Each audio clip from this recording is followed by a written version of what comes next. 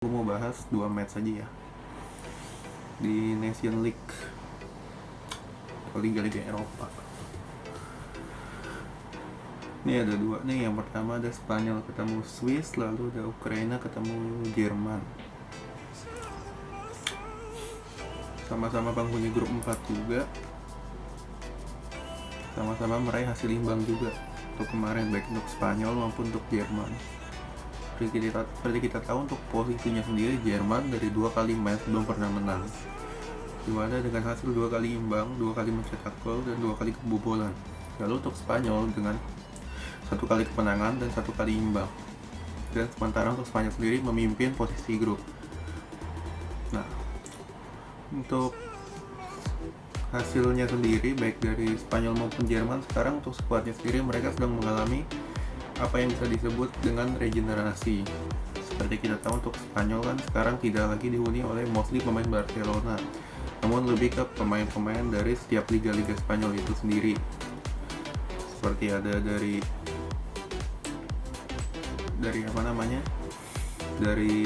lini tengah pun tidak lagi dihuni oleh dari squad Barcelona, namun lebih ke campuran seperti ada Ceballos atau Merino, Rodri, dan segala macamnya. Lalu untuk lini sayapnya sendiri tidak lagi juga dihuni oleh lini dari Barcelona lagi, tapi kali ini lebih dihuni oleh mostly dari Liga Inggris. Seperti kita tahu kan, kemarin ada Adama Traore, lalu ada Ferran Torres, lalu ada Oyarzabal dan segala macamnya. Lalu untuk lawannya di sini dari Spanyol sendiri akan berjumpa dengan Swiss dalam babak lanjutan Nation League, dimana kalau untuk Swiss secara kualitas sih masih di bawah Jerman ya, masih 1-2 level di bawah Jerman. Namun yang namanya Swiss ini dia memiliki pelatih yang pintar bernama Vladimir Petkovic. Seperti kita tahu kan, dia pernah juga melatih dari Lazio kan. Di Lazio itu dia juga cukup sukses. Namun untuk di Swiss ini dia juga kemarin sempat terakhir kan bawa masuk Piala Dunia kan. Nah, lalu di sini kemampuannya akan diuji oleh skuad Spanyol yang kurang lebih nih, untuk Spanyol ini sekarang lebih tidak lagi memanfaatkan ball position lagi, namun lebih ke memanfaatkan lebar lapangan dan juga pergerakan antar bolanya lebih ditingkatkan. Nah, untuk formasinya sendiri kemungkinan preview gue sih, dari prediksi gue ini Spanyol kemungkinan akan memainkan formasi yang sama, yaitu 4-3-3 ya kan, bertransformasi baik menjadi 4-3-1-2 ataupun juga menjadi 4-4-2 dalam skema di lapangannya. Nah, untuk kipernya sendiri kemungkinan besar mereka akan sebenarnya kalau kiper sih gue nggak yakin sih antara Devi atau Kepa ya, karena dua-duanya lagi di bawah performnya kan. Kemungkinan sih kalau gue sih lebih mempercaya untuk Unai Simon ya, karena dia kan diberikan jam terbang juga. Namun kembali lagi kepada pelatihnya kan, siapa ini namanya nih, si Enrique ini kemungkinan sih dia akan mempercayai De Gea ya. Nah, lalu untuk back kemungkinan besar masih akan dikomandai oleh Ramos kan, karena ini kan juga salah satu partai yang kalau bisa dibilang partai resmi, bukan partai persahabatan. Jadi dia akan menurunkan squad terbaiknya. Lalu untuk back kanannya kemungkinan antara Jose Gaya atau Reguilon, dan kemungkinan besar sih kalau untuk ini Jose Gaya sih ya, karena kan Reguilon juga baru diberikan kesempatan untuk main. Namun untuk penampilan Reguilon akhir-akhir ini kan sedang meningkat, baik untuk di Tottenham Hotspur juga.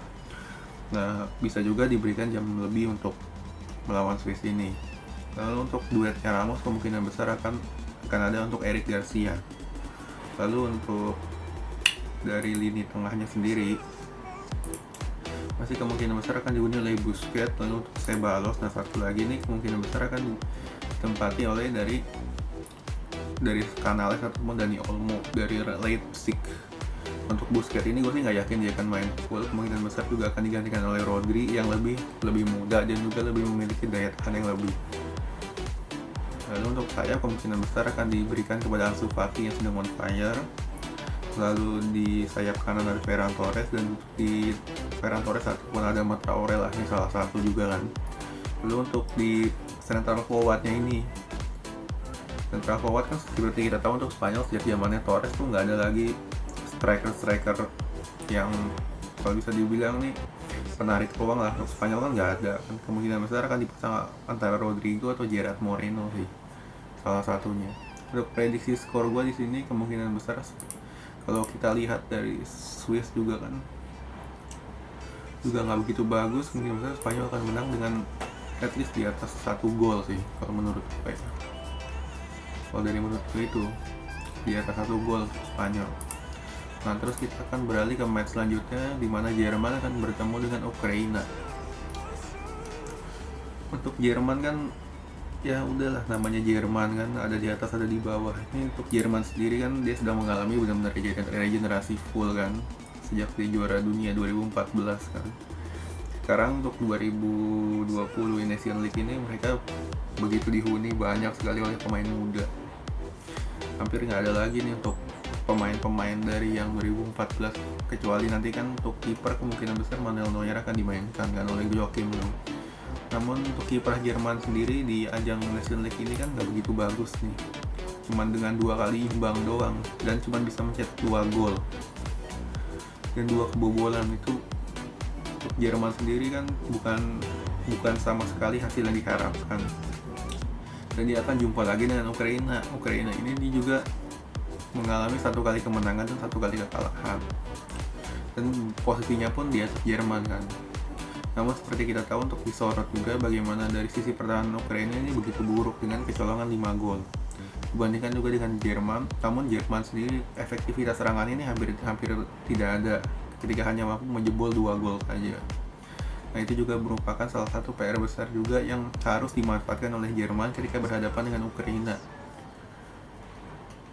Lalu untuk formasinya kemungkinan besar seperti biasa Jerman kan selalu mengandalkan formasi 4-2-3-1 kan, dimana mereka lebih sering mengandalkan counter attack juga.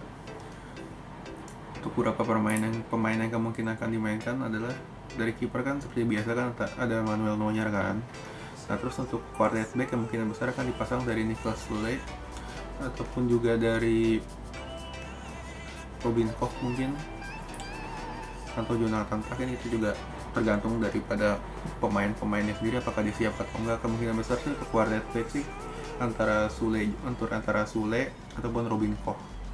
Lalu untuk dari back kiri dan kanan kemungkinan besar akan ada Robin Gosens ataupun Hal Stenberg. Nanti tergantung juga daripada skema yang akan diterapkan oleh dari Joachim Löw sendiri, apakah dia akan menurunkan 4 back atau 3 back. Kalau 3 back kemungkinan besar duet antara Rudiger juga Emre Can sih gue rasa nggak bagus sih, karena kemarin kan juga waktu melawan Turki saja dia kan juga salah satu lini terlemah juga untuk Jerman.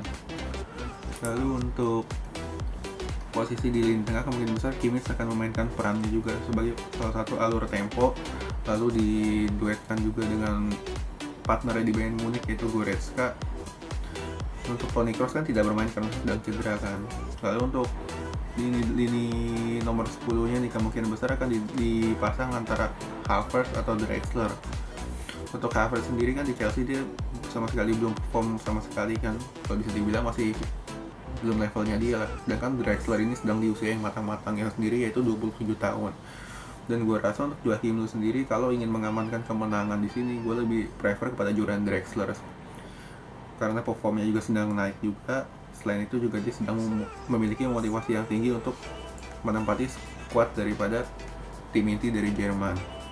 Lalu untuk sayap seperti biasa ada Gnabry ataupun juga nanti ada Sané juga, karena nanti tergantung dari Joachim Löw juga nih memasang siapa dari satu itu, ataupun juga menarik Julian Brandt untuk mengisi posisi sayap seperti yang dilakukan di Dortmund. Lalu untuk penyerang tengah, kalau gue lihat sih sekarang nggak ada yang lebih bagus dari Werner sih untuk Jerman kan. Yang untuk kalau bisa dibilang nih levelnya sih masih jauh lah kalau dibandingkan dengan Klose kan. Cuman kalau untuk cara permainan dia hampir mendekati.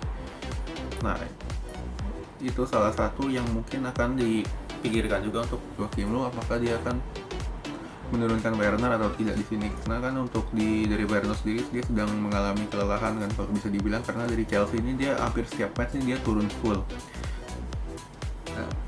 Cuman kemarin kan waktu di persahabatan lawan Turki dia nggak main tuh, digantikan oleh Walt Smith yang juga mencetak 1 gol. Cuman tuh bukan dijadikan parameter juga sih, karena kan lawannya juga Turki kan. Dan itu juga persahabatan yang kalau bisa dibilang tensinya sih nggak sebanding sama Nations League ini, yang kalau bisa dibilang nih salah satu ajang resmi juga sebagai tolak ukur daripada timnas Jerman nanti apakah dia bisa sukses atau tidak di Euro. Untuk prediksi skor gua dari Jerman Ukraina sendiri, gue sih nggak jamin Jerman bisa menang gede ya. At least selisih dari 1 gol pun gue rasa bisa menjadi salah satu acuan juga untuk Jerman sih. Oke, sekian dulu dari preview gue kali ini. Kita akan jumpa di selanjutnya lagi ya.